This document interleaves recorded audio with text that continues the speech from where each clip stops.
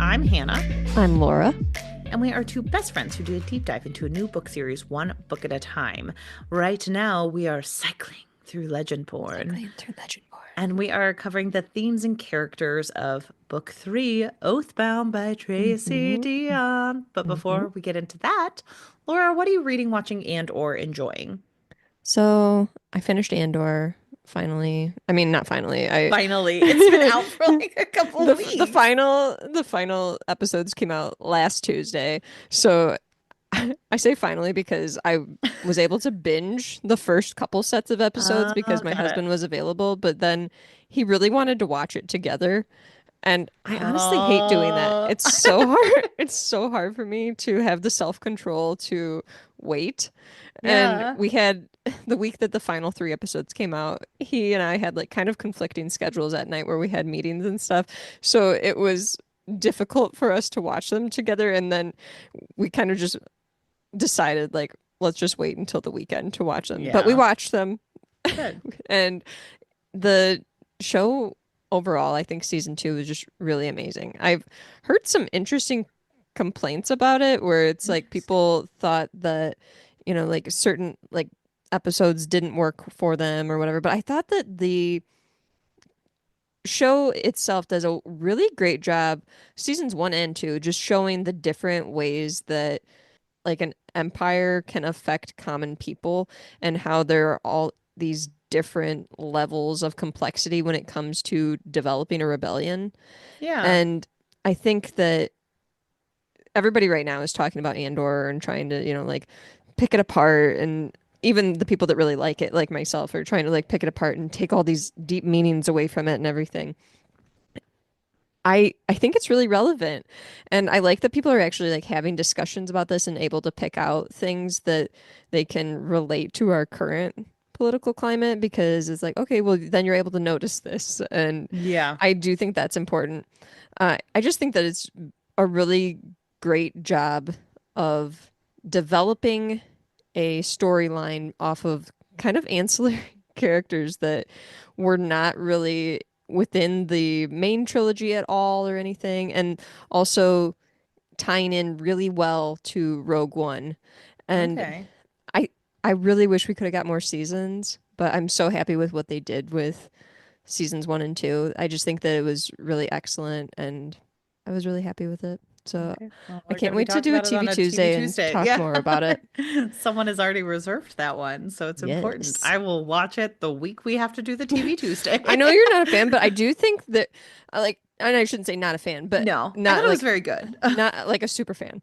Yeah. Uh, but I do think there are things that you will appreciate about what the show overall does that I think when we have a discussion on it, I will kind of wait to see if you pick up on the things that I'm anticipating you Mhm. liking, Okay. because some of them I'm like, yeah, I think Hannah would appreciate this about the show, and I think she would appreciate this about the show, without also at the same time being like, I love Andor.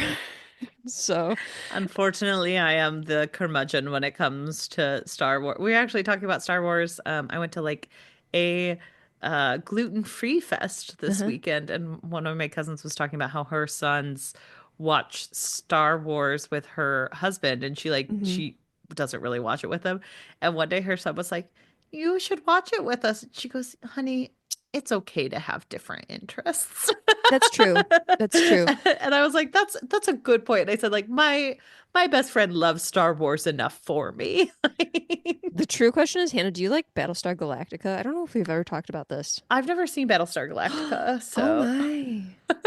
I should rewatch it. Like, I actually love that show. it's very funny to see like the versions that of Laura and I growing up because I feel like we were very invested in different parts of nerd culture where mine is Hmm. more like Charmed and like Hmm. Smallville and like a lot of WB shows and yours was like Battlestar Galactica and like it like we just had different When I told you, like, oh, I love the Planet of the Apes, and you were like, yeah. what? And I'm like, I love the Scream movies. Yeah. So one of my Scream, that's actually infamy in my house. Now we say You have ukulele facts? Because one time my husband said, "Oh yeah, my sister has a ukulele," and I said, "That is the least shocking information you have ever given me about your sister." And so facts Does that she have you're like, eclectic interests? yeah, oh yeah, and she like rollerblades, and she like does like, or not Okay, rollerblades, she roller honestly, skates. rollerblading is cool. She roller skates. Like she goes down into our basement. We have like a giant unfinished basement. She just Okay. roller skates around in circles and like that's her hobby. And so she just is like a very rad person. So I'm like, yeah, you would Is own a she part of like ukulele. a what are those? They have like clubs Roller for people. derbies? No. No, it's that's like competitive. There's literally like a club situation though where people like get together and they just like have different theme nights and stuff and they just roller skate. I don't think so, but I should have her look them up because she's always looking to make friends. So, Yeah. but she then one day I told her like, "Oh, I'm obsessed with the Scream franchise," and she's like, "I feel like this is the anti-ukulele facts." So sometimes we're like, "That's a Scream fact. That's a ukulele fact." So, yeah, Battlestar Galactica. I think when you told me you were a huge fan of Planet of the Apes and Star Wars, Hmm. those were very much Scream facts for me about you. I don't Sure. know why I didn't expect them. So, Honestly, I feel like I have not always been a fan of Star Wars though. I yeah, think that it's something like as an adult I've gotten more into it and it's kind of one of those things where it's like I was aware of these things and had watched them and now it's just like, "Oh, I think I actually really like these and never gave them enough attention." that's fair. So, but yeah, Battlestar Galactica I always liked. So, You were always a fan. always liked that one. Yeah, we should rewatch it. I think it's on Peacock if I'm Okay, remembering right. I'll add Um, it to. I should say I I like. should rewatch it and you should watch it for the first time. Wait, that could be our one of our TV Tuesdays. I just watched Yes. 23 episodes of Battlestar Galactica. I would love it. Maybe you can finally one day get me to watch an entire Indiana Jones movie because famously I can't. Can't make it through them. I Too boring. physically I get so bored, Laura. I Yeah. don't understand what the hype it like I understand that these are The very hype is famous Harrison movies Ford. and people love them. I'm not saying you shouldn't love Indiana Jones movie.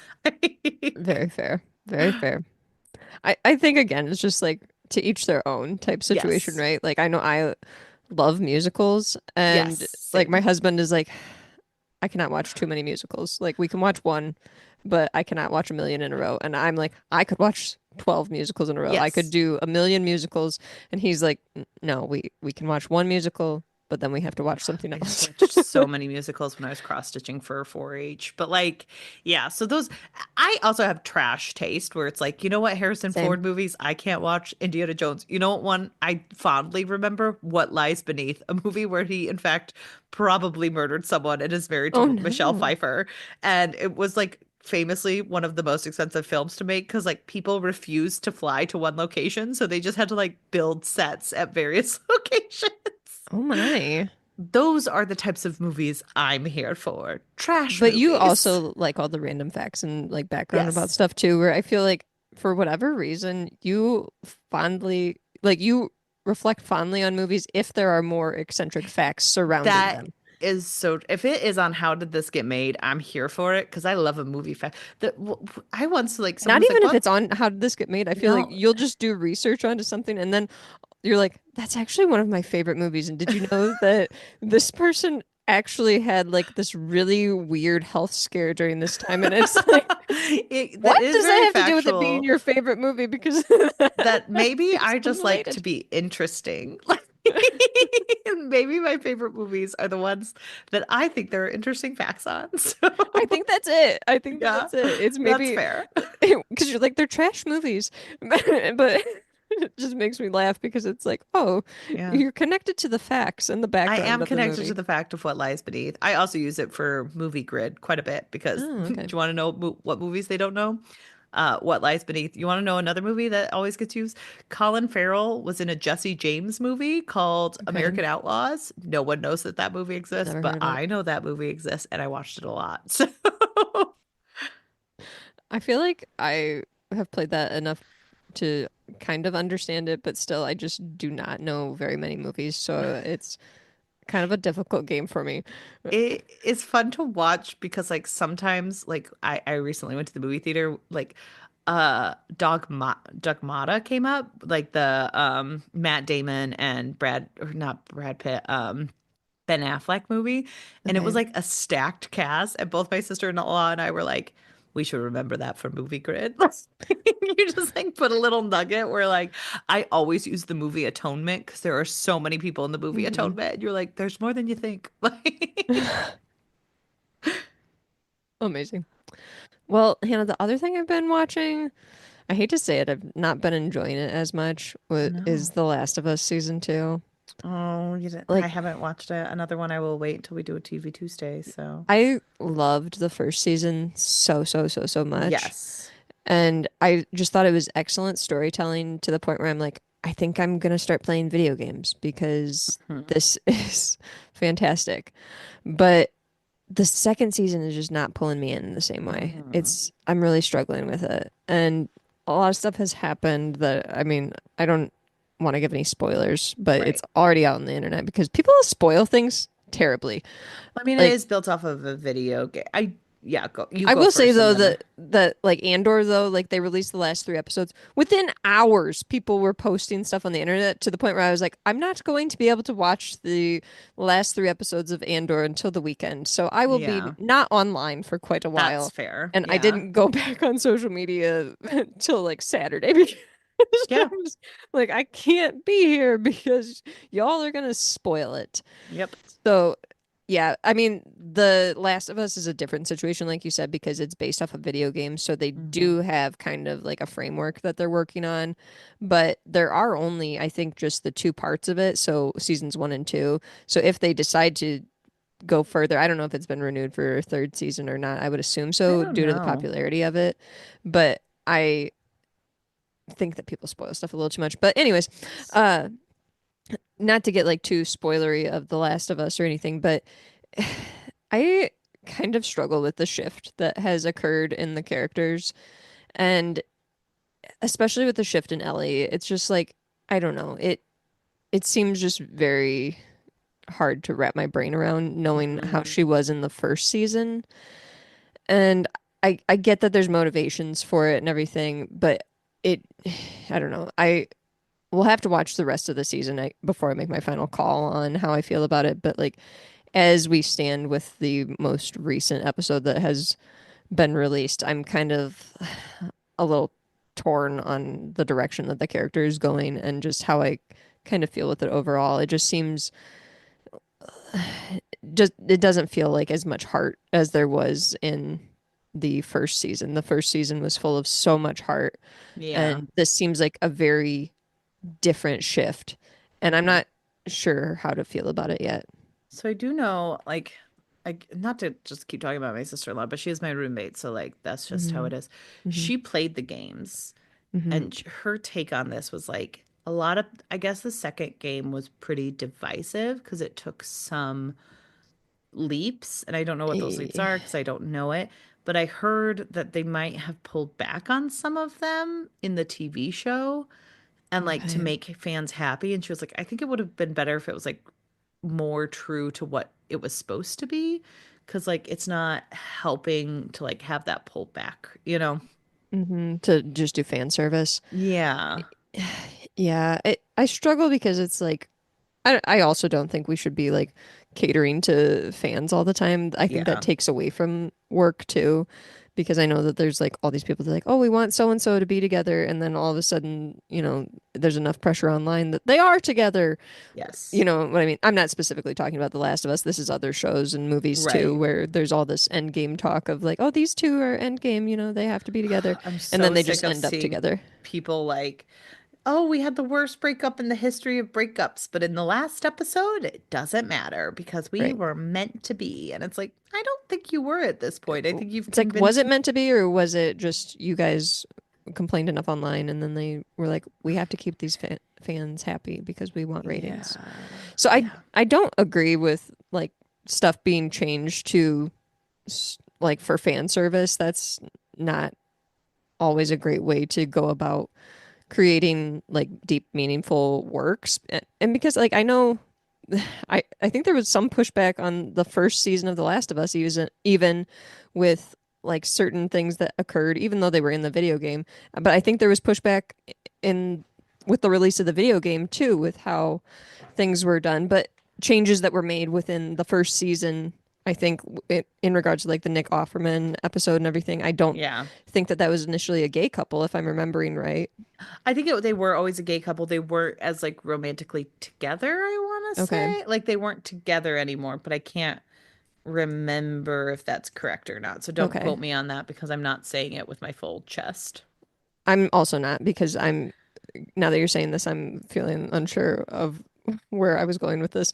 But I Sorry. wanted to say that there was pushback with some of the choices made in the first season, and they were, from what I hear from people who played the game, fairly close to what the game was like plot wise, in Yes. terms of like the way that they set the episodes up and everything.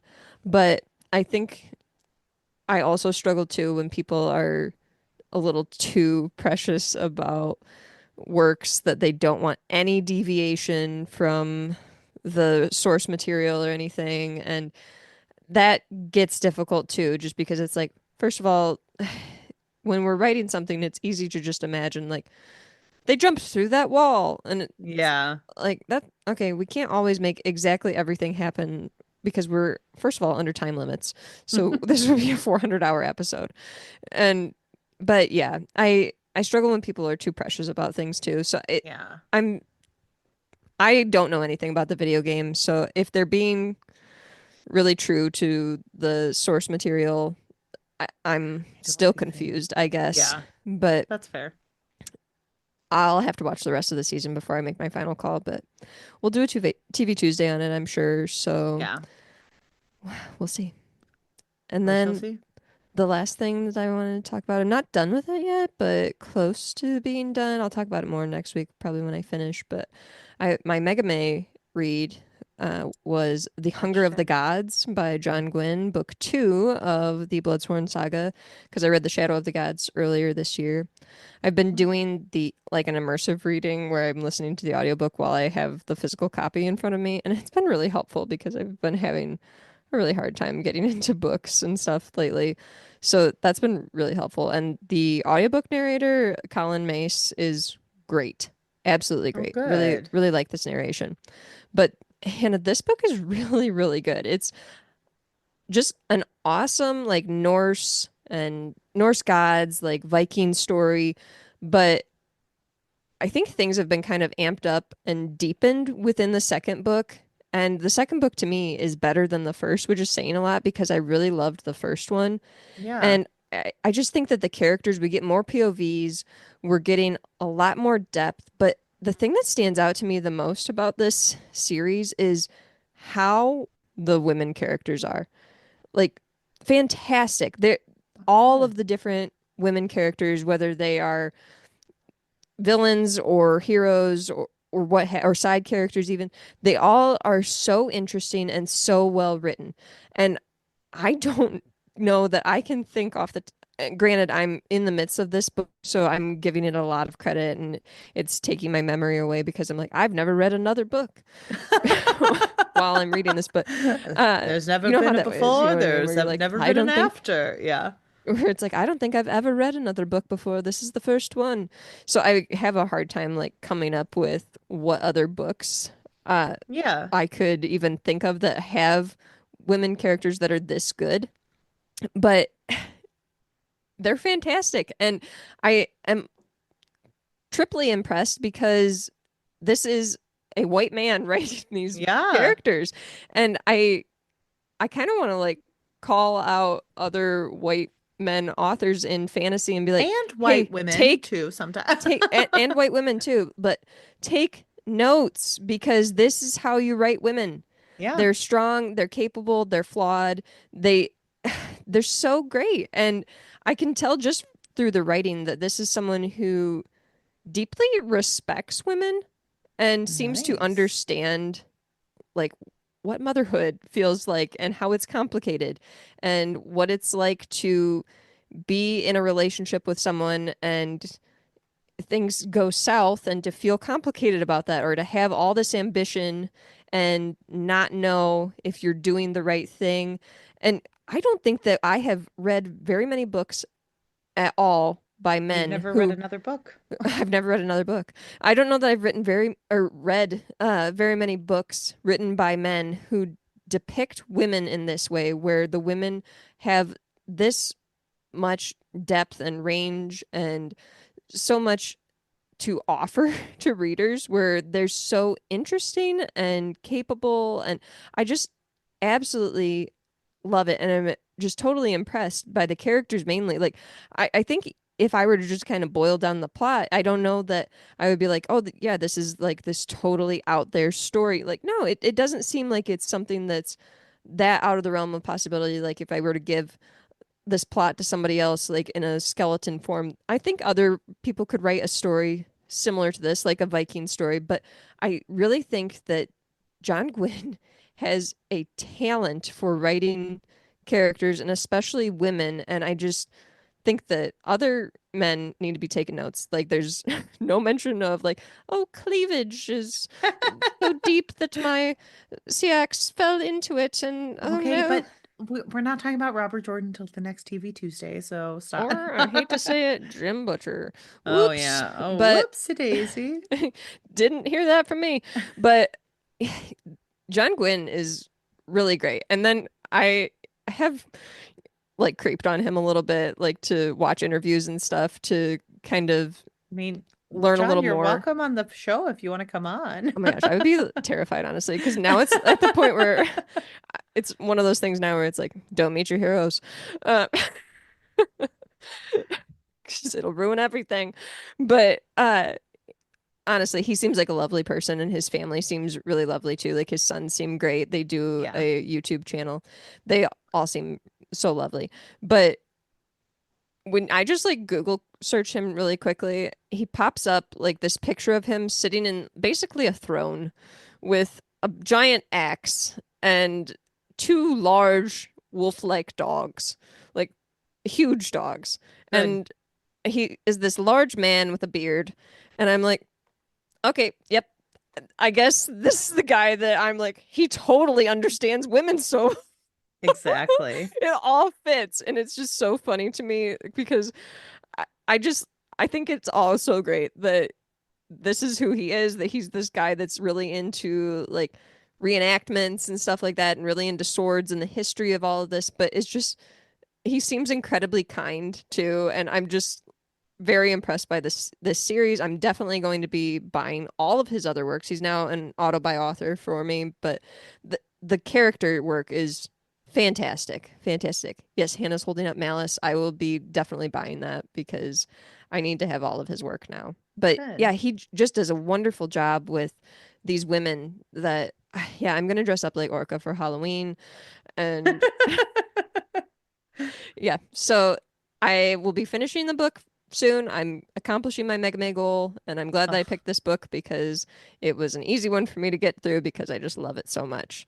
well, And good. John Gwynne, you're welcome on the pod. I may pass out because, again, don't meet your heroes, but I love your books. So please come on the pod. Hannah, what have you been reading and watching and or enjoying? So, for reading, I've been doing Mega Bay. I've been doing The Lies of Locke Lamora. I'm about 45% of the way through. I've been going a lot slower with this one because I did start on May 1st and it is the 19th, and I'm only 45% through. I don't think this book is I will keep you guys posted. I'm 45% of the way through. Not much has happened. Like, Okay. it's just kind of little vignettes of this person in his life, like, and it's all building towards something, but it's one where it's like it's a long walk to the actual plot. Like right now, they're screwing someone over who's like high up. They're doing it well, and then like he's kind of like lying to one of the head like Dons type people because they're thieves, so they all know each other. And then there's this other guy who's like come in now, and he's like it's all subterfuge. And just like not much is happening. Like it's just kind of I'm all surprised because I thought this was like heisty. it is a heist. It's a lot of little heists that you're Okay. learning. It's kind of like Ocean's 11 where like you're kind of seeing the setup of all these people, and it's a long setup because like you're seeing about his like early days and you're finding out who he is. And so it has like really good So it's like Ocean's moments 11 with a million flashbacks. with a million flashbacks. And so there's like, because like every single chapter, there's only 15 chapters, and they're all kind of broken up into like little sections, but there's only 15 overall. And in between each one is an interlude. So you're like Hmm. finding out about his past, and it's good, but like I'm just not as enjoying it as much as I thought I would be. And so Mm-hmm. it's kind of become hard. Like I'm reading it like 20 pages at a time, and I'm like, I'm never gonna finish this book because it's so long. Um, but yeah, it's fine. It's not my favorite. I can see why people like it because it's very Mm-hmm. heisty, and I think it's easy to like pick up and read a section and like be like, ooh, this like adds another layer to the tapestry that is Locke Lamora, and that's good, but I don't know. I just wish it were like going faster or there was like more to it. And there's like a character that we hear about, but we still haven't met her, and she's obviously going to be the love interest. It's just kind of like, okay, but I have no time. Like we've met one woman. Mm-hmm. um and that's it is just like all these men, and they're kind of all interchangeable in my mind. So I also think Ooh. it's kind of a book that I don't know if it was meant for someone like me, because we just when I went on a huge rant about how I don't love the what is it, Indiana Jones movies, like Right. like I think this is a type of book that's not quite my romp. Mm-hmm. um so yeah, I'm consuming it in bite-sized pieces, which I also think is very healthy for Mega May. Sure. That's the whole point, is to just kind of try to read one of Well, I was these. gonna I've say been also if it's like a super long book, like a lot of times people don't read a book that big that fast either. You Yes, know what I that's mean? So true. a lot of people only read like 10 books or 12 books in a year, one book a Right. month. And so they're And like, oh so there's yeah. people that are gonna get a book like that and they might read it for a couple months. So you're Yeah. reading it very fast and maybe kind of pushing yourself a little bit, which is hard too. But also I think that's incredibly fair to just say this is just maybe not my type of book. Yeah. And Doesn't mean that it's not good, but yeah, it's just not my type of book. I think it's probably excellent for what it is. It's just not quite like what I'm usually here for with Sure. books. Um, but yeah, so that's going on. And then I'm reading the third of the Final Strife Oh, by series Sarah. by Sarah Yeah, L. Sarah L. Rafi. Rufi. I'm doing that via audio. I Mhm. really I had to like put it down for a couple days because I'm really frustrated with one of the characters. Oh no. Sarah L. Rifi does such a good job of building characters that you believe when they're being total fuck ups. Mm. Like, but it doesn't make you not mad at them and not mad at Mhm. their motivations, even if you can understand where they're coming from. So like a huge overarching theme in these books is like people with different blood types are treated differently. And Yep. and at the beginning you meet one of the characters who is technically a blue blood, which is actually like the bad blood, are seen as the less than blood, where Hmm. they aren't supposed to have magic. They can't do anything with their blood. They're not as powerful. They have all these things. And it's kind of like a changeling almost, where she was like Okay. replaced with someone who was red blood in like a very high functioning family, and her mom was very high up, and so her being swapped was like a huge blight on their family, where they all kept it secret because they didn't want to admit that there's this faction that was able to like take over and get one over on them. So she Okay. was raised to pretend she had red blood this entire time. But she's incredibly like emotionally abused by her mother. And Mm. so when she finds love, she like doesn't see it correctly all the time. And you understand that on a fundamental level, and you're still really pissed off at some of Yeah. her decisions. You're just like, why why are you doing this? And I think that it's really good character practice. I think Ella Rifi does a great job, because I think in a lot of books we read that person, and then they're the most amazing person you've ever met. They're Hmm. never making mistakes, or if they do, it's other people who are like being stupid, and they were just like won over by, and like this one, it's like she makes really dumb mistakes, and they make sense for a character like this, and it's showing how certain people can end up doing bad things because of what happened to them. And Yeah. even if it's not okay that that's what's happening, you still understand that that's what's happening. And I think a lot Hmm. of times we're like, no, we're going to defend it. I'm like, I don't know if I can defend a lot of this, but Yeah. I can understand how someone like this exists in this book Hmm. and be really pissed off at them and be like, I'm going to take a break. Sure. So, I've been reading that one a little bit slower as well. So I feel like this month has been Hannah's slow month. I'm Hmm. like, I think I dropped down my books for my goal for the year to 120, and I think it might go to 110 this year because I've had such a hard time reading. Um, That's still a huge goal. I I'm down know. to 120. I know, but I listen to a lot of audiobooks and I've not been feeling it very much. I don't know. I've been playing too much Stardew. It's like the darkest timeline again.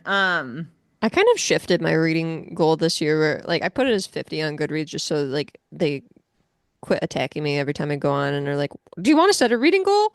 And I'm Right. just like, "Leave me alone. Just get off." And honestly, I haven't been very good about using Goodreads to the point where I was like, "I don't know that I've got everything on here." Yeah, I read Because Storygraph and I like that they tell me how much I've read each day. Like they're like, you have a mhm. 160-day reading streak. And I'm I'm like, also just ooh, very bad about like tracking that kind of stuff, you know what I mean? Where it's yeah. like I feel like some of those things you have to put in like every single day, like oh, like when you wake up, and I'm like I can barely do Wordle every day. So it's kind of a struggle for me to remember to wake up and put in like, oh yeah, I read for 2 hours last night or whatever. So usually when I even use Goodreads, I'm not using it to the fullest. It's just occasionally I will go on there and like put, I did finish this book. Just Right. so I can kind of look at it for this podcast, so I I can like look back at what I've read, and I can tell you. Otherwise, I'm just like, I don't know that I read a book ever. I So, do like the Storygraph charts and I like that it keeps track of mhm, how much audio versus digital versus physical that I read and things like that. sure. So I that one also gets me. appreciate Storygraph because it's a indie startup, Yes. and oh, I think it was created by a Black woman, correct? Black women. Yep. And obviously Amazon sucks and runs Goodreads, but And they at the never same time, updated it because they were like, oh, no no. one has anything on us, so we're just going to keep it this way. So, And yeah. that has worked for them. But Yep. the thing I will say about it though is Goodreads does have a lot of pull as far as like getting new readers to Yes. books. And if you read a lot of indie books, I do think it's important to leave a Goodreads rating. Yes. If you're not reading a ton of indie books, probably fine to just either I've go also on. been building it up on Storygraph as well, where I'll try Have to they rate on good? them. Yeah, I've tried to like rate them more on them because like a lot of Well, times you I can just meant like, like as far as like eyes getting on it. I know that so many people just go to Goodreads that having a Goodreads rating for a indie author is a huge thing, and a lot of them that's are on true. like Kindle Unlimited and everything. So, and there's a lot of complications with that as well, we know, but Mm-hmm. it's a big difference, I guess, unfortunately, that Goodreads is a good place to leave a rating for an indie Yes. author. Just wanted to point that out. So the world is more gray. Complicated. It's not black and white. Well, we I were am like, also not good about using other platforms besides Goodreads. I have a Storygraph and I'm bad about using it. yeah.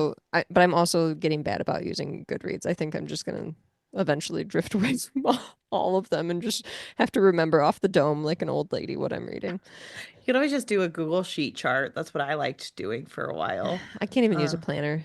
I I have so many uh, unused planners that I I have checklists, like little checklists, like in a ring binder for work. hmm. And it's very easy because it's just like stuff that's like, it's always sitting on my desk. It's always used for work. And if you miss a couple days, you don't feel bad because you just, it's all the same. Like it's just a to-do list. So I do like my to-do list at work. I would never, I can't use it at home, but work, it helps. So far my memory is still fairly intact and I've been most of my life just able to like remember, oh, I have such and such appointment on this day and I have this on this day. Oh, Does I it could fail me never. sometimes? Yes. But also planners fail me too. So It's very I funny. have to just work on this system. I It's a problem. But for watching, Laura, I went to the movie theater and I saw Sinners How with was Michael it? Was B. it very Jordan. scary?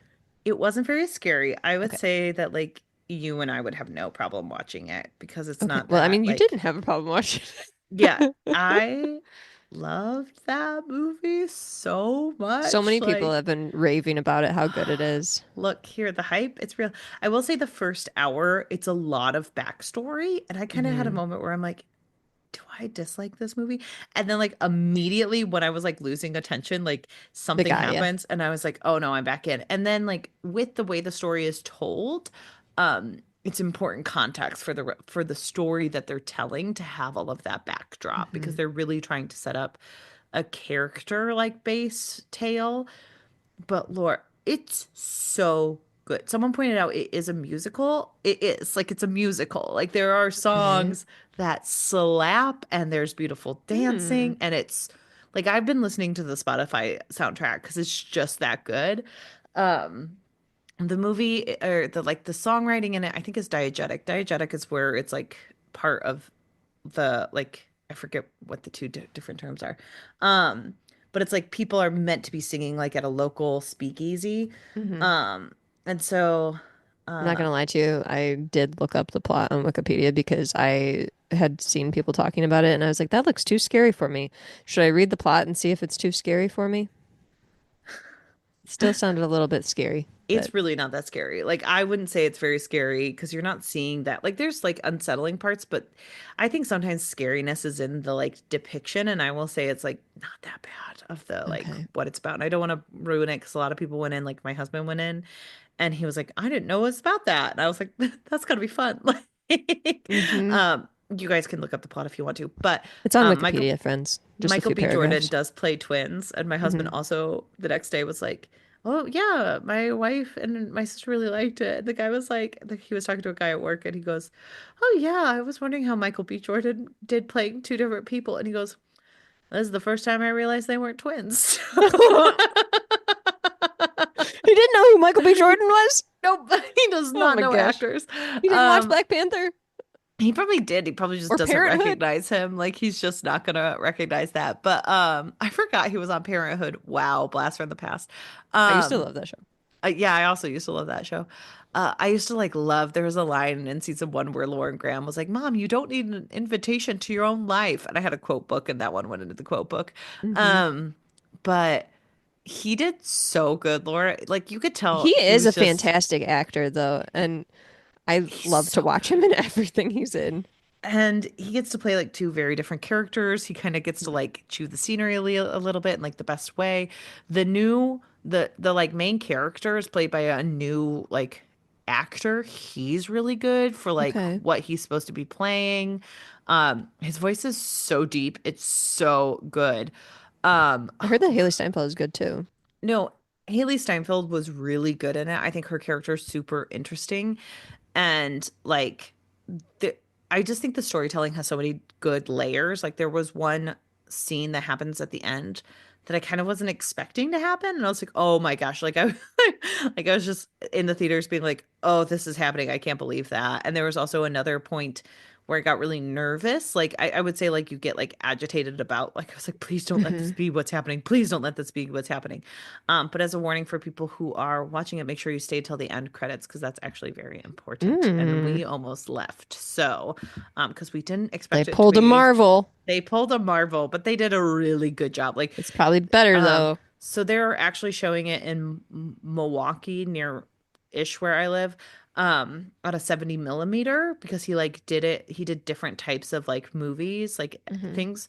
And so I think we're gonna go see it because it was just that good. I want to see it again. I want to hear that music and just good like kind of, it's not a Marvel movie, it's not a IP movie. It is a very specific like new tale and I think that that's amazing. So, Yeah, I've heard a great lot of people movie. talk about it. Go watch it. And then we've just been rewatching Ted Lasso, which I love that show. It's so sweet, so nice. Roy Kent is amazing. And just to think that that actor was just a writer on the show who was like, I think I want to go out for that. Um, but yeah, we've just been rewatching Ted Lasso, which is good. It's been fun. So, all right, shall we dive in? Yes. Let's talk So, about Oathbound. Oathbound. I want to start out with I think the standout character for you and I, Is Mariah. Nick? No, Mariah. Oh, yes, yes. Because I think Mariah really like we said in earlier episodes, Tracy Deonn did not want to do multiple POVs for this story. She very much wanted Hmm. it to be Bree's story because there aren't that many fantasy novels that are like this is a young girl story and that's what it is. And then this book wasn't working for her the way she was originally writing it. And she realized that this was the book she needed to write in this way. Mm-hmm. And I'm so happy. Like, I feel bad 'cause it's like, oh, I always want the author to get what they intended to write. I do think it's important to Mm-hmm. have a book that is all a Black girl's voice and like very much her own. But I'm so happy we got to see some characters, especially Mariah, because Yeah. her Her perspective was so unique to so have this unique. person who is looking at our main character that everyone puts all this pressure on and but at the same time thinks is so amazing. And so then, Mariah is kind of looking at herself and is like, why am I not doing these things? Why can't Yes. I accomplish this? Bree would have just done this. Bree would have done this. And I also think it's just a very relatable teen character Yes. because I'm like, what a wonderful way to depict a teen having all these like anxieties and questions about their own situation.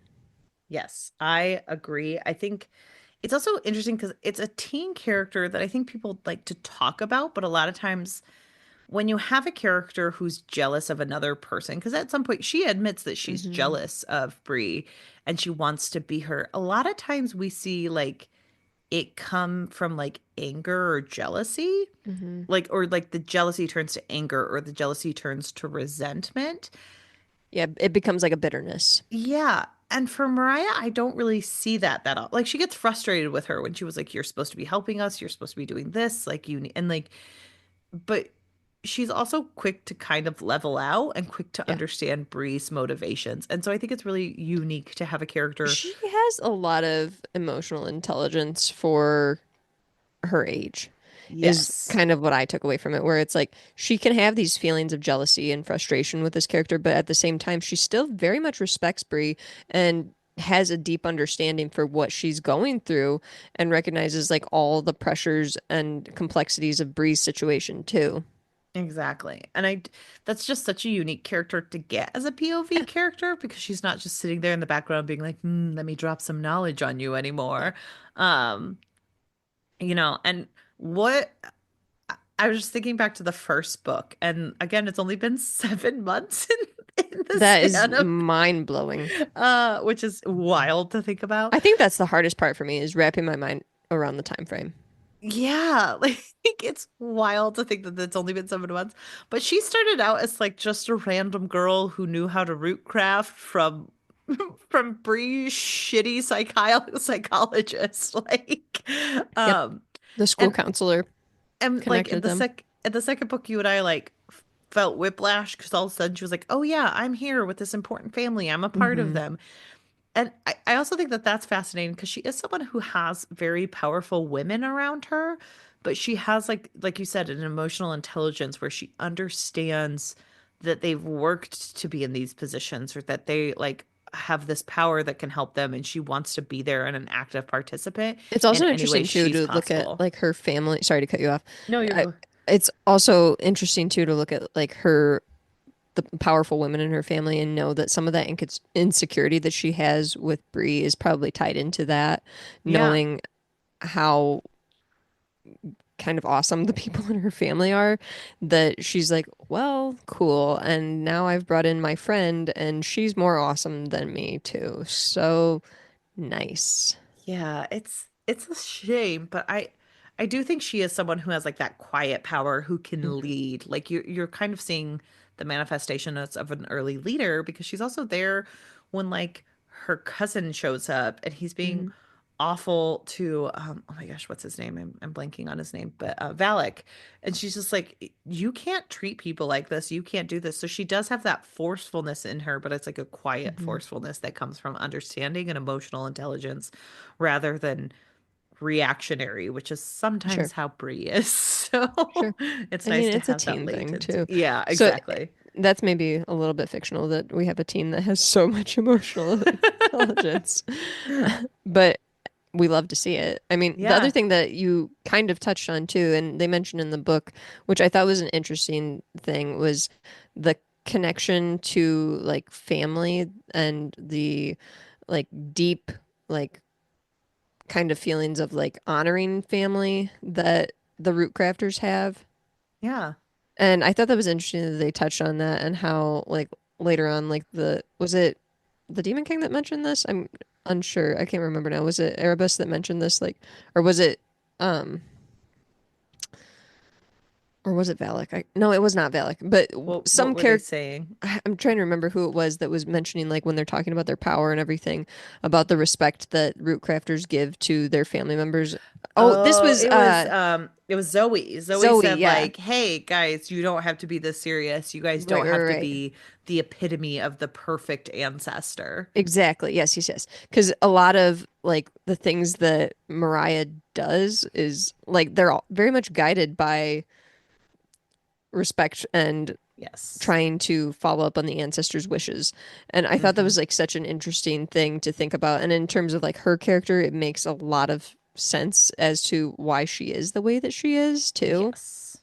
No, I did love that section of perfect ancestry because I do think like obviously this is a book written by a black woman that is like primarily discussing like black womanhood. And I do think that that was an important section to note because sometimes when you have had trauma in your past or trauma in your family's past, you do feel this need of like, and I don't want to speak for the black community, but I'm sure like many people feel this way, Hmm. where it's almost like that pain has to produce something wonderful. And Hmm. inherently, you put pressure on yourself that way because you're like, well, then Hmm. I can't fail. I have to be the best person. I have to do this. And I think they talk about that in a lot of different medias for like immigrant children or, Yeah, black children. Like, I think there is that underlying pressure cooker situation of like, our pain has to mean something and I have to make it mean something. right. And I I think do you think, using the immigrant example is a good one because I know that there's a lot of people who like think that they kind of owe the people who came before them that mhm, had to go through so much to give future generations this new experience that there's a lot of pressure to be high performers and to yes. do certain things. And I think that it's a really good note to have Zoe there as kind Hmm. of a reality tester in that situation where Yes. she's like, you don't have to be perfect. You guys do a lot and that can be enough. Like stop trying to be perfect because it won't work. And no one who came before you was perfect. They're Hmm. seeing what you do through the lens of their own failings and successes and they're done with their life now. So all they're doing is kind of commenting on what you're doing and that's Right. unfair too. I think that that's just like such an interesting point that both you and I kind of glommed onto Hmm. when we were reading Yeah, this. for sure. But yeah, I was really a fan of that. I like seeing a character who grew up in the root craft and how she experiences it, who wants to be powerful but has limitations. I just think that that was so effective, and I hope we Hmm. see so much more from Mariah because she was just like Yeah. standout character in book three for me. We're definitely getting like a wider variety of characters and like their access to Root or to like the Legendborn or I'm trying my brain is blanking because the only book I've ever read is the Bloodthorn Saga, Hunger of the Gods. So I'm not remembering anyone. Um, but uh I'm trying to remember like what it's called, like the magic that the Legendborn have. Ether. Ether, thank you. That yeah, we're getting like all these different characters who have different like exposures to Root or Ether and everything. And I think it's really interesting to kind of see how they all come together in Bree and how they interact differently with Bree as a Yeah. character. But you mentioning Zoe being like kind of this like reality check character, I think she and Elijah also bring in this unique aspect to the story as far as like kind of opening Brie up to a little more of a different experience and knowledge Yes. of herself and what she's gotten herself into. And I did kind of appreciate them being in this story. I really think that I think you and I made a couple of jokes about them because it's just Well, easy because to it's like do. it's Uh, a YA book and it's like, wow, they were just trying to kill each other and now they're best friends. So, and like we're just we like expand the universe so many times in each one of these books because it's like, oh, Valak's here. Oh, like and all it's these like, people are here. Uh, it's been 5 minutes. We've done 7,000 things together. Like, I, what? I think they're really good because they're Cambion. Like they are like Hmm. we've seen a lot of these books are anti-patriarchy and anti like white supremacist, books where it's like, oh, look at this society that was built up on the legends of Arthur.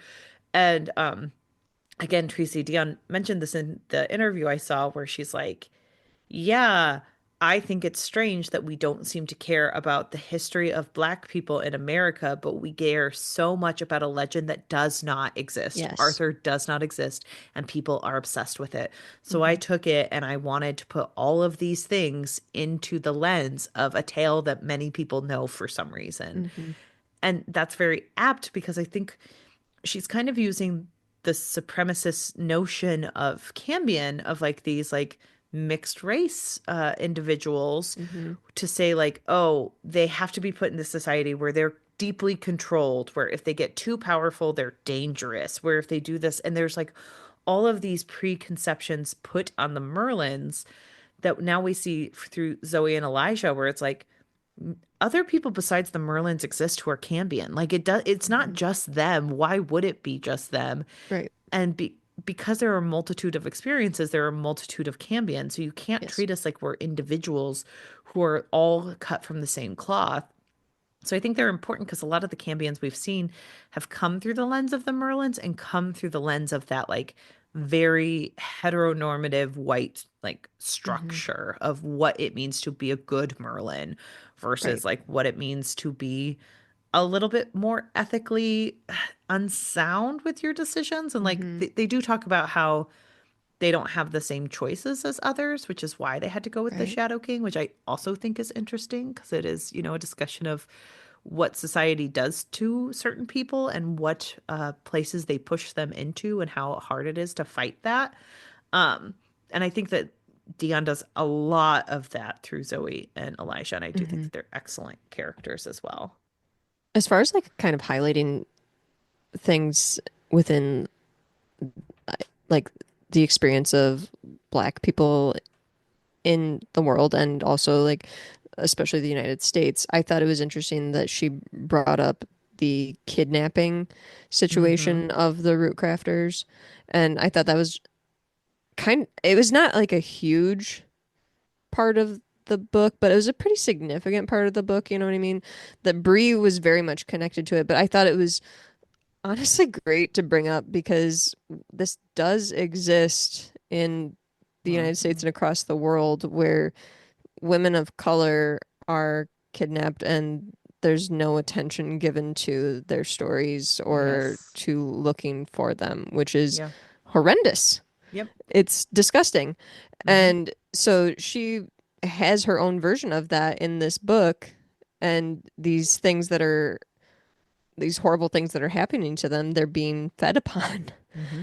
And I thought that that was a really unique way to bring this into this YA story to Well, highlight a real serious issue within the real world. Well, and it points it out in such an effective way of like because they have this underlying power that's supposed to be a secret, it it kind of shows that like evil can lurk without magic powers Hmm. because the reason the Shadow King gets to prey on black women or black girls, because many of these are black young girls, they are Yes. children, Hmm. um, is because the real world is so horrendous. Like, Yes. because there are these issues where Black, brown, and indigenous women get kidnapped or murdered at an unfailing rate, and Hmm. people don't care because the media doesn't care. Hmm. And to utilize a real world situation to highlight the grossness like through this magical realm, it's what Dion did with Arthur, where she is Yeah. highlighting a lot of the real world evils through these like Yes. tales of magic and underlying magic, which is what fantasy is all about. It's about showing I mean, that's what underlying fiction is issues. about. Yeah, yeah, exactly. So I do think you're right. It was so interesting to see.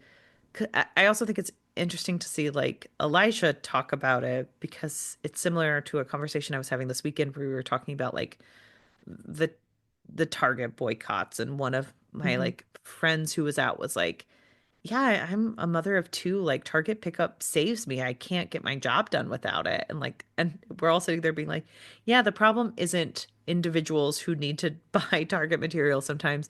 It's about the fact that we have these huge like conglomerates that own all of the things and you have to buy Yeah. from them. And like, and I said in there, I was like, oh, well, we stopped shopping at Target because it's easy for us. Hmm. That's not that hard. But like, I also am the first person to be like, okay, well, the people it's easy for should give it up the fastest. And Sure. then like other people don't have to if they can't, because there are things like food deserts and things like, Yeah. you know, lack of resources. And so that's important context too. Hmm. Um, and I think Yeah, it's Elijah, definitely important to recognize that even in those type of situations that we're trying to like boycott or rebel it, you you don't have to like say I'm going to give up Target, but that also means I'm going to give up food because yes, right. Target's the only place nearby that you can get groceries. Like, no, that's not the point. Right. Don't do And that. so, like, Elisha saying, like, her saying, it doesn't bother you, like, that these girls are kidnapped. And he's like, I don't know. It kind of bothers me more that society is so messed up. And I do think Yeah. that and Bree still wants to fight against it because she has the power to fight against these girls Hmm. who were kidnapped, but it's because she has that power in that context that she can do it. She doesn't seem to blame Elijah in that moment for having that reaction. And so I think it's a Hmm. both and situation that she really effectively shows through the different characters. Yeah, Tracy Deonn really has a good handle on showing situations from multiple viewpoints and not villainizing people Yes. for their viewpoints, unless they're like a horrendous racist. Then we do villainize them. We want to do that. And But honestly, they earned it at that yeah, point. we like to villainize a fascist. We'll do that. Like that's not a problem. But Yeah. I think that she does very effectively show that situations are more gray than they Yes. appear, and we maybe need to target systems more than individuals. Yes, exactly. Which I think is hard to do because I think a lot of people want it to be Especially in like, YA, to like, if you think about the prime readership of this series, it's probably gonna be like young girls that are mm-hmm. going to be picking this up. I would guess would be the Like, primary have you seen demographic. Nick with his shirt off and all the fan Yeah, art? it's Like, definitely young girls. But yeah, I think that a lot of these things are kind of difficult to get across to a younger audience and have them start thinking about that, but also very important to yeah, start to kind of spark these discussions in young readers. exactly. But But also, who's like trying to fight the good fight a little bit and shocks us throughout? Nick. I love that in this episode in particular, I was like, can we talk about our favorite character? And you were like, Nick. And then we got to a lull and you're like, so let's turn to Nick. I Laura's I'm ready. just saying, like, he's shocked me this He book. shocked me so much. I think I am finally a team Nick. I think I'm no longer a team Cell. You Can't were stand never the really man. Team No, Cell. I was team. Maybe we should make other decisions, but Yeah. like, I I felt think in I was Team Cell just because I'm like he's the better option, I guess. But yeah. now I'm like I guess Team Nick. Yeah, I guess. Like I could still be swayed because again, this is a YA novel and there are 5 books. And I think I was technically Team Cell because it seemed like it was the person that Bree wanted to be the most, but like I Hmm. was always like, are you actually interested in that She had loaf more of bread? chemistry with him and they seemed to connect more. And it was just like so easy with Nick where they're like, we like each other and we're kissing and Yeah. now we've been with each other for a week and we're in love with each other. And I was just like, I don't think you are. I think you're teenagers. And like it I do seemed question though, like, do we have this read on Nick now though, because we are older, that we're like, this is actually a supportive person who is trying to do the work. And and it's kind of shocking, seeing as when we met him 7 months ago. nice 7 months ago. He Bree, did not seem to be doing this much work. it's And just he like this seemed kind is of tapped out. yeah. But It's interesting because you're right. Like it could go into the he gave up on this. He wasn't trying to fix it from the inside for a while. He had like taken away all of his power and things like that. But Hannah, do like you think it's because we're in our 30s that we're like, I do he's a think more solid choice now, ladies? Like, we gotta go with Team Nick you know because what? he's a supportive, stable person that's trying to do the work. You might be right. We might be two adult women reading these Because books. I'm I'm questioning, like, there's probably some people out there that like read the end of this book and they were like, Team Cell all the way. He's back. He's better than ever. Yeah, I do. There are probably those people. And you're right. It's probably because we're women in our 30s where it's like he seems supportive. He seems like he's ready to give you what you need, and he doesn't even mind that you kiss other boys sometimes because you're figuring stuff out. You're right. I think we're just two women in our 30s.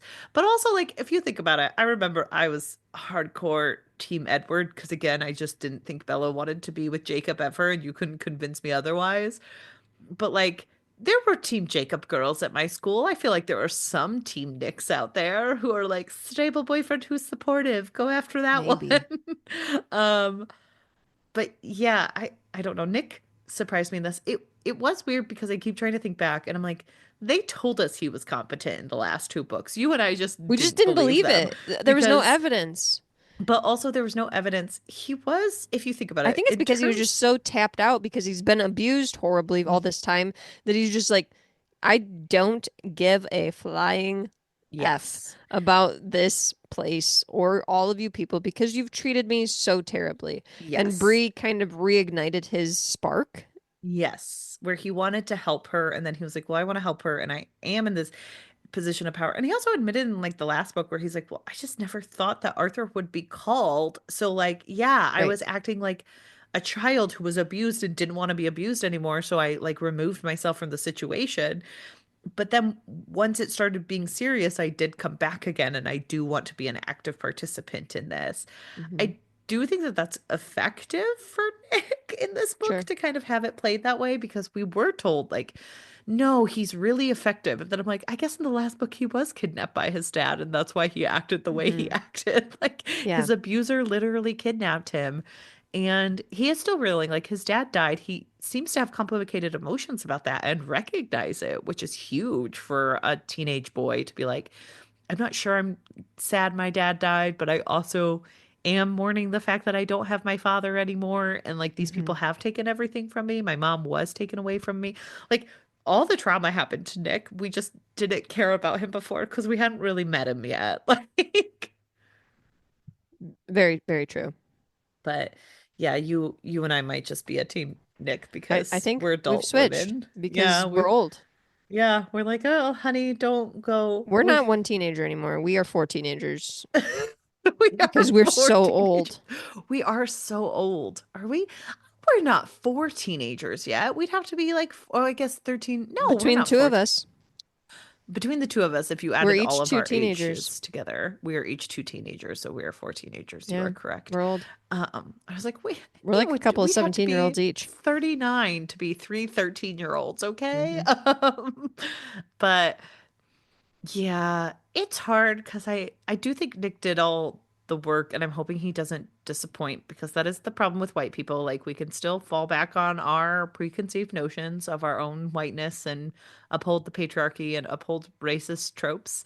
So I think I'm holding my breath with Nick, but he Yeah, seems to be at least willing to use his privilege to call out the naysayers and the wrongdoers. yeah, I agree. And like when he comes in hot right away at that meeting that they have, it's like, okay, wow, wasn't expecting this. You did your homework, and you're also, calling a fascist, and you're doing it right, and we There's respect that. there's a TikTok of this woman, she's a creator on TikTok and she does like Marvel movies and she does them through like the black lens. She's also like a veteran, so she's talked about like veteran rights and things like that and Hmm. PTSD. She was horribly abused in the system by another female Hmm. superior, so she talks a lot about that. And she was doing a recap of the Harry and Meghan interview with Oprah. Oh my. And she's like pretending to be Meghan and she's like, I don't really know what was going on at the palace. Maybe people didn't like me. And then she like pretends that she's Harry and she's like, it was racism. It was racism, everyone. Racists, racists. And I was like, oh yeah, that That's is kind of what Nick's doing. that's Yeah. Brie and Nick. It is them to a T. They are Henry or Harry and Meghan Yep. Markle Yep. to a T. So yeah, I think that is how Nick came into this. He came in hot, but he also like He wasn't wrong. he wasn't wrong, and he seems to be someone who makes mistakes, but makes mistakes in like political games, which I always like that Yeah. character who knows what they're doing, but then they're like, oh, someone outmaneuvered me. Like he's never Hmm. stupid Which about he did a it. lot of that. Like he was very much playing the game throughout this book where he's interacting with people even though they suck because he's like, I know I have to do this. So Yes. So I liked that. I like Nick. I don't know what to tell you. I know I shocking. We like him. I think he's probably gonna be dead by the end of this, but I also really liked getting Sal's mom's POV. you really liked Sal's mom's POV. Can you tell I us a don't little know. bit about that?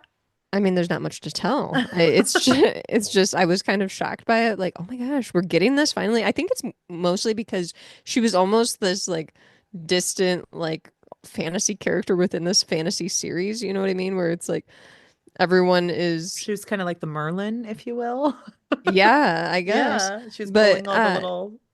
even like a Merlin among Merlins, where everyone Yeah. talks about her, in this way where it's like she's the best, and so we hadn't had any experience with her really, besides just kind of hearing these, distant stories of sorts, and so it was interesting to see her POV and to also just see that she's a regular mom that has also been in this horrible system and lied to and abused as well.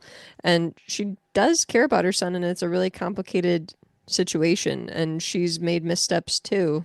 I mean, she fucked the Shadow Man, so, Hmm. like we all accidentally do that sometimes, but I mean, to her credit, she didn't know who he was. She no. thought it was Erebus. So, I mean, is that much better? He seemed like a hard time. He seemed like a rough time in both I forms. mean, if they were Um, friends, it's different. I don't know. I don't know. But yeah, I think she's an interesting character. I don't know if Hmm. I loved her as much as you did. I don't know that Um, I loved her necessarily, but just that I was kind of glad to get that POV and some of the perspective. You know what I mean? I do think it's interesting. I think for her, I was less interested in her because it was just like more about Sal, and I was like kind of over him by then. I'm like, if he heals, he heals. If he doesn't, he doesn't. I really don't know what we're doing here. Um, but I did find her character very interesting in the way she talked about things. I think this book made me a little confused because I didn't realize how much she didn't know about Bree. Because in the past books, I thought like part of her kind of figured out that her mom was like the scion of Arthur, and then we find out that she didn't know, and that was kind of shocking to me. So I think her Hmm. character confused me a little, and I wasn't sure of the like plotting of that specific Sure. tale. I wonder if it'll become a bigger character as we move forward or how that will all play out. Yeah, I wonder. But she did do the best thing in this book series that they've ever done, which is let Bree see her dad. Yeah. It's been Hmm. seven I mean, it's months. very much a parent thing to be like, she needs her parent right now. And also, Yeah. she had that, deep connection with her mom, Faye. So I think that adds into it. So, Yes. So I was excited that she got to see her dad finally because that yeah. seemed like it was necessary at this point in time Hmm. because so much has happened to Bree. And Even though it's been 7 months, but it's like we haven't had one of those recent phone calls where her dad's like, "You haven't talked to me in 6 months. Like, what's going on with you?" I'm trying to let you be an adult as a 16-year-old, but if you could like check If you in, could check in every now and then, that would be great. so My employees funny. have been taking care of me, and they're like really over the top, but I I'd do like to love hear that from he you. had zero questions about those employees, like literally stalking him outside his house. He's like, they're Come very fine on, people. What are you they're talking they're about? great. Leave them alone. Like what? Sir, you need to ask more questions. Like, Oh, please don't don't be do so that. trusting. Don't be so Um, trusting. he really trusted those people and said, please don't beat Yeah. them up. They're great workers. Yeah, it's so interesting to finally get to see her dad interact with this world because now Yeah, I wonder he if that'll have a knows. bigger part too. You know what I mean? Going Yeah, forward. because I like kind of wonder he's as there we now. move farther, like, are the secrets going to be fewer that we're going to kind of just break open I all hope of so. these secrets? You know what I mean? So it's Yeah, more out in the open. I really hope so. I also am really. What did you think of the ending with Bree choosing herself over Alice. That also shocked me because usually Bree is so selfless that Yes. I assumed that she would just choose Alice and save Alice. But I I do also question if it was still a selfless act to choose herself because she knows that she has greater purpose to serve everyone as king and root crafter. Yeah, I think that that's really interesting that you bring that up because that is honestly the right choice to make. It's sometimes the right choice to put It's like the your trolley mask problem. on before you put on another person's because you might suffocate if you don't put on your mask at a falling airplane before you help Hmm. someone else. I think that that's something when you're younger, it's hard to put into context because we kind of teach children black and white. Like, if you can help a friend, you help a friend, or you're a bad friend. And I do think that there's an added layer to having a child recognize that sometimes the right choice is choosing yourself first and helping yourself Hmm. first, and then doing what you need to do for your friends along the way. Because um Erebus is like, well, you have figured out how to be ruthless. And I don't think her decision was ruthless. I don't think Hmm. she made a choice to sacrifice Alice for herself. I think she did it for the greater good. And there is a difference there. So I thought it was an interesting like way that Erebus saw it. And I wonder if Bree will have that kind of survival guilt in the next book because she was so close with Alice and because she has now Hmm. gotten that piece of her soul back that she will now blame herself. But I I mean, don't think it she's was the definitely wrong going to have some choice. of that. I don't know how much of it we'll get, Yeah. but then again, it could be a huge part of the book going forward or the series going forward because they were so close. Like they knew each other for a really long time, more than Yeah. just 7 months. Like she's known these other people. 7 months. It's been like 8 weeks. No. Mind blowing. Uh, but yeah, I do kind of see it as it's funny that you mentioned like it's the put your oxygen mask on before you help other people. I saw it almost as like a trolley problem type thing where it's like, do I save one person or do I save a huge group of people? And it's almost like she is the trolley per Yeah, se. You know what I mean? I that's true. I don't it, I don't know, but yeah, I do think again Dion has a knack for framing things in a way that young people can look at these like sometimes we have to protect ourselves in order Yes. to protect other people. I do think that that is a huge part of Brie is like learning Hmm. to protect herself for other people because she is a character who will just befriend anyone and like Yeah. go down that route. So I do think that this is interesting because I think it's one of the first times we see her as a character be like, besides like burning down the root, which everyone is so quick to be like, that was the biggest mistake of your life. And she's like, okay, I didn't know better. Like, um, she doesn't pick herself very much. She No. picks other people, she Yeah. saves other people. And so I do think it's interesting that the first person she decided she couldn't save at the moment, because I do think probably somewhere in her mind she thinks she could potentially save Alice, because that's Hmm. also the hubris of a young child to be like, oh, by making this decision, I could still have it all. I just need to like get there. Hmm. So I think that's probably why I thought gas mask, where you thought trolley problem, and I don't think Hmm. either one of those is wrong. Um, but I do think it's interesting to have her the first person that she sacrifices the opportunity to save is one of her closest friends, because I Yeah. think that that will weigh on her in a very unique way. I think it's also very meaningful too that it's the person that you're the closest with that you have Mhm. to say goodbye to first and make that kind of decision Yeah. because yeah, it's also a thing where it's like you are harder on the people that you're close with because they're your safe space and everything. And you're like, Yes. she would understand, I guess. So, As I say, as you say to me, who usually gets annoyed with you and Paul first. So sorry. it's okay. You're my safe space. like, but yeah, I do think it's interesting to see that. And Hmm. I feel bad because like I know that Alice would also agree with Brie, but I think that that's always hard where you're like the Hmm. friend who sacrificed another friend. You're like, oh, she may Yeah. understand for me, but that doesn't mean I understand for her. And I Hmm. wonder how Brie will handle that moving forward. Right. But How do what you do we think? think? What do you think Yeah, about Cell? Sel was kind of the Nick of this book, where it's like, did he matter? Does He he wasn't further there the that plot? much, and He's just sitting there in the corner being like, I smell Brie. he's like, I will find her. She is mine. Um, I And then he don't know. does.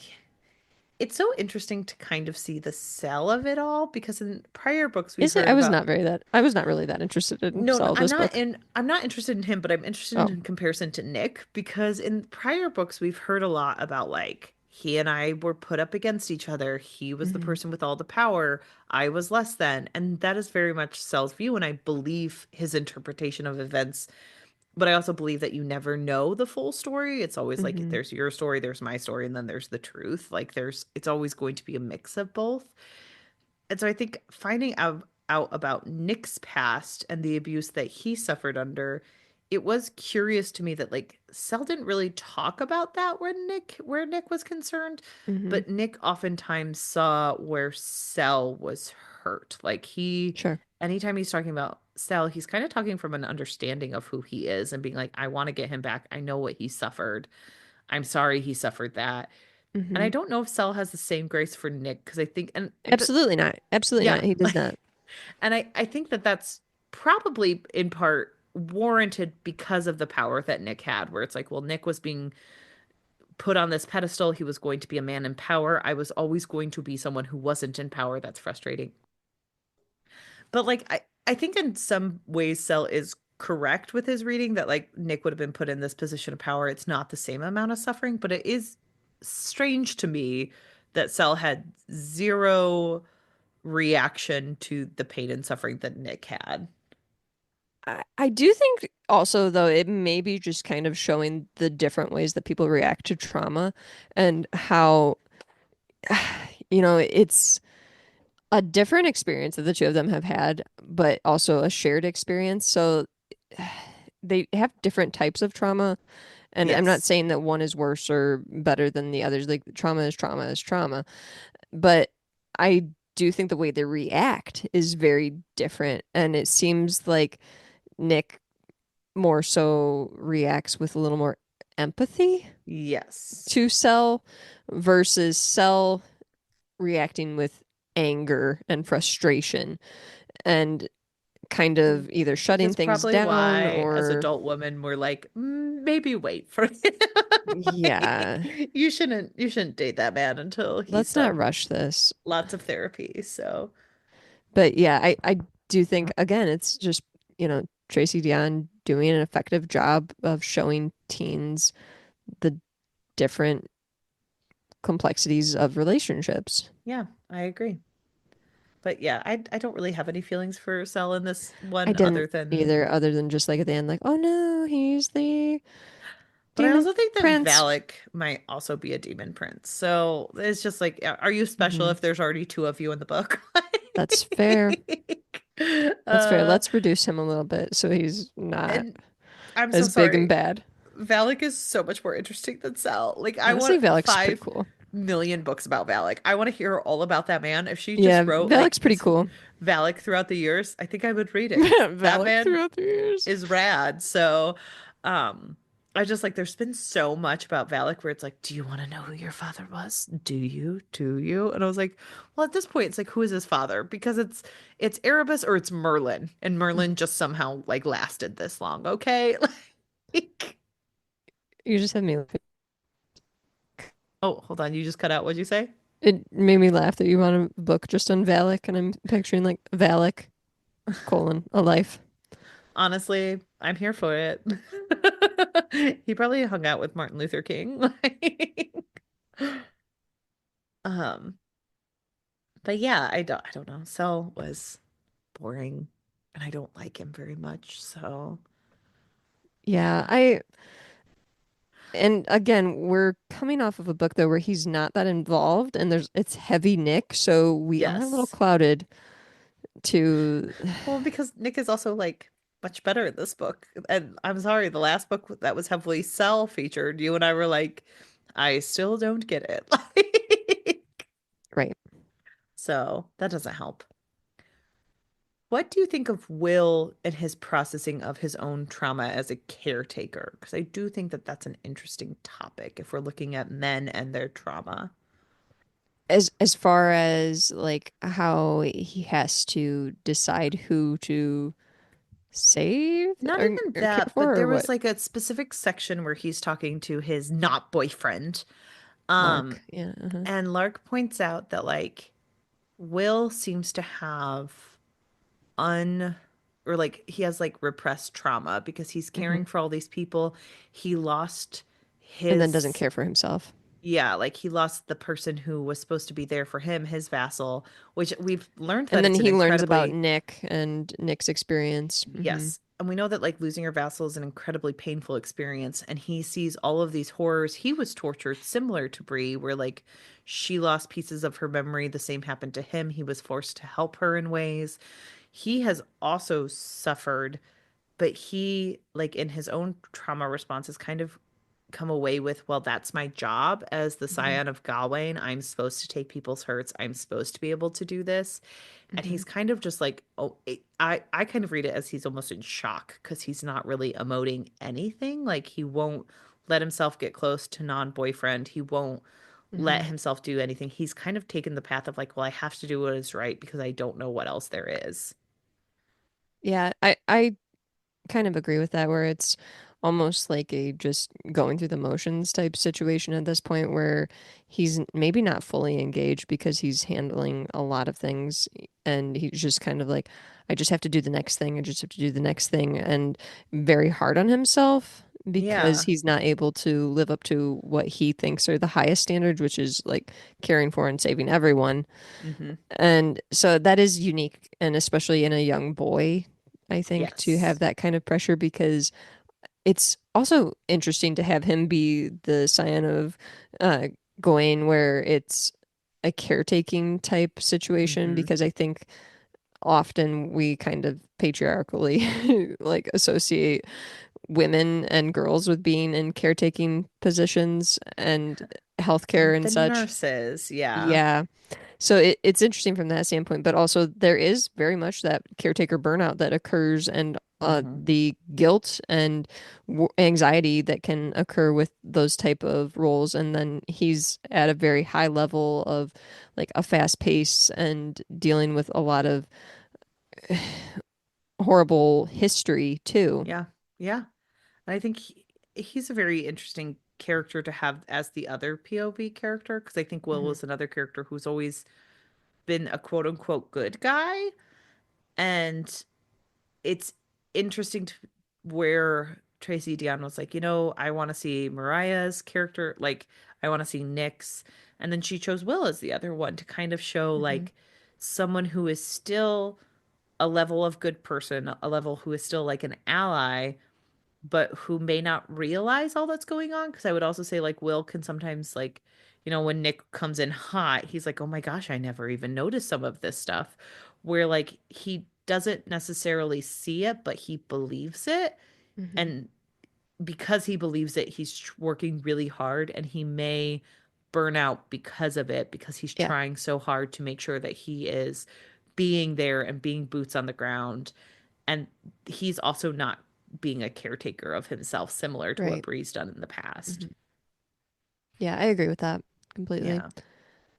He's just kind of an interesting character in terms of like adding a little more of the outside experience of like someone who's not like the top tier member of Yes. the round table, you know what I mean? Where it's Yes. like more of an outsider, but I'm still involved, you know what I mean? Where it's like, well, Mm-hmm. here was my experience and I didn't have that happen, you know? And Yeah. I kind of like getting his perspective and a little more of him in this book too. Yeah. I really liked his perspective in this book. I thought it was really effective. Um, can I tell you the character that I cared the least about for?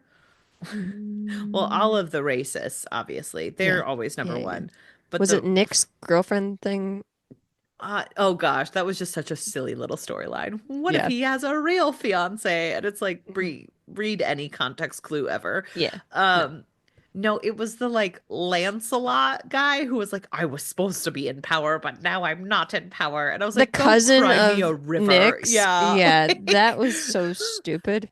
it's just like, go cry me a river and your fake tears of still white male privilege. Yeah, Like, don't you care about him at all. Like, you no. can't tell me that you're not still in a very famous family who is very And high up super in rich. power. Yeah, he's fine. It He's also fine. felt weird to me that they were like, we're gonna bring him in because he could have been the scion, and they're all like kind of hinting that like they might kill Nick, and then he's like, no, I would never be the scion of Lancelot now because there are other lines before me. And then I was like, well, then why are you here? Right.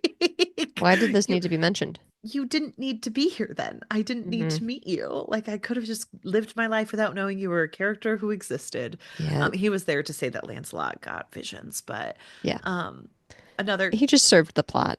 yeah, he was a plot witch, honestly. So I will say too, a lot of the like party and Bree like not remembering stuff was a little bit of a struggle for me to read. Again, I am two 17-year-olds reading this book, so I'm you no kind of longer need to be one 17-year-old. I need to be one 17-year-old reading this book, I think, I do think to 17-year-olds have a overcome some of thing that. with like big books where they're like, now I get to enjoy it for longer. And you're just like, yeah, I guess we're still at this party. Yeah, and some of just the memory loss stuff during this particular section Yes. was a more of a struggle for me, where a lot of it seemed a little bit like we have to do this because I need to for plot reasons Yes. type thing, and also just kind of a way to push Bree back into Nick's arms a little bit. I do think it was a little bit of like, well, I have to make I have to make Nick a viable love interest, so we're gonna have him hang out for a while. He's too much like a golden retriever at this point that we need him to Yeah. be more So viable. I think that that was definitely the reason. So, Yeah. I did struggle with a lot of that stuff, but yeah, that's fair. You and I are two 17-year-olds in a trench mhm. coat, so Yeah. it can't be helped. Any other things that we haven't talked about at all? I'm trying to think. I miss Alice. I'm sad about that. I That know was that's a all horrifying very, thing that she's stuck in and like having yeah, that death loop coming to is, get her. oh, yeah. And trying to just like replay it like again, do it again. It reminds me a little bit of like Scarlet Witch almost. Yeah. You know what I mean? Where it's like, no, replay it. We'll redo Hmm. it because we Yep. can't have this happen. And it's sad and scary.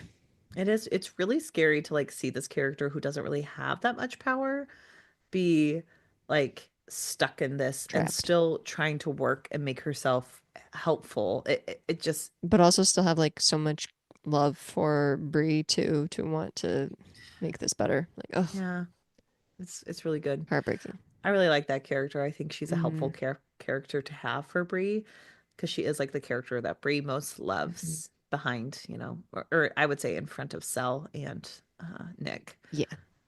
But yeah, I'm sad for Alice. I think she's a good character to have. I I'm still a liked little bit confused by the Erebus situation. Like, he's who, a confusing man. who are you? Like, I think he's the Grim what, Reaper now. like, what body did you dispose of? Like, who?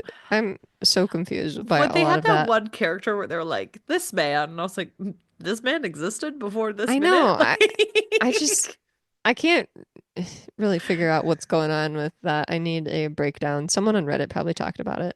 yeah, I just love that I looked it up and they were like, that is a manifestation of Erebus. And I was like, I am aware of that fact. I wanted to know Yeah, the other but facts about him. right. Also, I did look it up, Hannah, on Reddit, and I already Oh, told you this yeah. off mic that other people are also confused about the intimate scene between Nick and Bree with it seems like more people leaning towards no sex, but like fooling around. Yeah, I do think that there were But some other people, I fooling felt better because arounds. I was not the only one that was like, did they have sex? I think they did. I think it was like I do think it was confusing. I was never on team like Laura, how dare you, you ignorant slut. I'm Like glad you were not. but I do think it just didn't feel it sounded like he had kept his jeans on, so it sounds like they fooled around a litit. Mhm. There was one person though that like very much confused me because they were like, "I'm so glad finally she got some," and I was like, "Okay, well, I need you to tell me what got some means. Like, got Yeah, some what? Got what? Like, that's one of those things where like like you were saying people last week. Like, I know you know what that means, but you need to tell me what you think that means."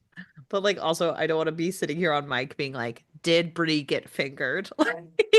Yeah, Because like she is in fact 17 and I I don't care mean, that much. So no, but at things the same time, happened. I was She confused for plot reasons as we're breaking this book down because I'm like, yes. I guess I interpreted that differently. So, Yes. I think again, I think they fooled around a little bit. I think mhm. things, that's fine. Have fun, Brie. They She are got in love. she got some, but I don't think she got a loss of virginity. So Correct. I think that that's the general consensus I on think Reddit. so. I'm sure in the fourth book it'll be like she had never had sex before. What she did with Nick was life-changing, but it just wasn't that. And it's like, oh, well, thank you for being clear in the next book. You think it's just the Uh, fourth book that will happen? um, I don't know I because feel we like don't know she's gonna who have she's. some intimacy with Cell at some point too. Yeah, she's gonna have some intimacy with Cell as well because, they've only made out and Yep. it was life-changing. So Yep. gotta Because keep going with that. Nick's like harboring that. He has to think about that and beat himself up over it all the time. I drove her into Cell's arms and it kills me to know. I don't know if he necessarily does that. I think he says he doesn't deserve her, but to me, I have kind of read the situation as like I'm dramatizing it, but he has a very healthy outlook of 17-year-old relationships, which I was happy for, where he's like, yes, I am jealous. Yes, I'm not sure I'm okay, but I know I should be because there's no connection there. And I'm like, because because we this weren't book, like, he is, so much more with it than we thought. I know he really actually noticed things and wasn't just like, I love Bree. It's Shocking. been a week. Like that's shocking information. So. Um, all right. Well, I think that's all I have for this book. We will wrap up the I think so. discussion until the next book comes out. So, in the Which interim, is it 2026 or do we know when it's coming I, out? I mean, let's check out You the were at the talks, I know. I mean, I know she's like working on it. Tracy. Oh, Jesus. I will say while you're looking that up that I think overall this is a book that and a series that we really just enjoy, even though we have like some issues with it. I think we really enjoy it and especially appreciate what Tracy Deonn does for young readers and especially like highlighting systemic issues Yes. within the Black community through this story. And I think it's very important. And I think you and I both think like, I think this should be on like recommended book lists for teens. Like Yes. these are very excellent. And There's I can completely understand why they're so popular. They're great. and I can tell you for certain that the release date is TBA. Oh, well, Um, that's a I disappointment because this I was one just gonna did just come out, if but it said 2026, I would be like, "We'll see you next year," but I don't know when we'll I see you don't know if again. we This is will. the end. This is the end of our Legendborn. We're not having a wrap up episode because it's not wrapped up. It's We will not save done. that for the very end. We're gonna Uh, continue to cycle back through this. I honestly love that we chose that name, cycling through Legendborn, because we just keep cycling back into we it, do. It's which so is so perfect. fitting. It is. The wheel turns as the wheel wills, and we The cycle through wheel Legendborn weaves again. as the wheel is. Uh, but hey, everyone, a little bit of update for us. Join us next week as we do an hour discussion on Sunrise on the Reaping and the works of Suzanne Collins. Yes. I'm making Laura read Sunrise on the Reaping before that episode because I can't wait to talk about it. And I know it's a pretty new book, and we did kind of a good discussion of Songbirds and Snakes. So we're just going to do the whole thing, kind of just do a chit Mhm. chat of Suzanne Collins' works and what they've meant to us on these reads for the first time as adult Mhm. women who have Sure. just dove into YA. And then we go straight into Indie Mission. They Indie Came in the Mission. Night by Javi Nove. We are the giveaway closed, so see who won that. Um, but we are excited to give away one signed copy to a listener. And we hope you join us as we read this book of Nephilim and queer romance and so many amazing things. And then we have some other bonus content coming up down the line. It is on our our reading schedule, we have an hour discussion with RJ Crundon. Rebecca is an amazing author, and she is also a great highlight for indie works. So go check Yeah, her Indie Book out on Spotlight. Indie Book Spotlight. And then, guys, bump, we're back to the year of the Dresdens. More Dresden Files. We will be covering Deadbeat and Proven Guilty, and then the next book I think in the series, I think we'll be covering 3 this time Mm-hmm. of Jim Butcher. So bump, get ready for it. And and see some of the amazing things we have coming out in between those. We will give you another update soon, but it is all up on our reading schedule. So please check Yep. that out over on our pod. That's OWWR pod.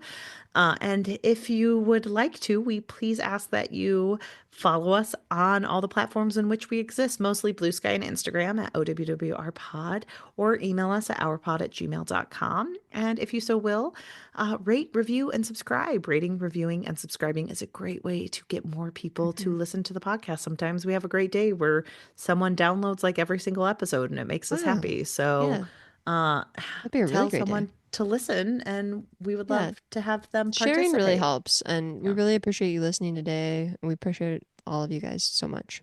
Yes. And join us next week as we get back to our ongoing discussions of Suzanne Collins. Bye. Bye.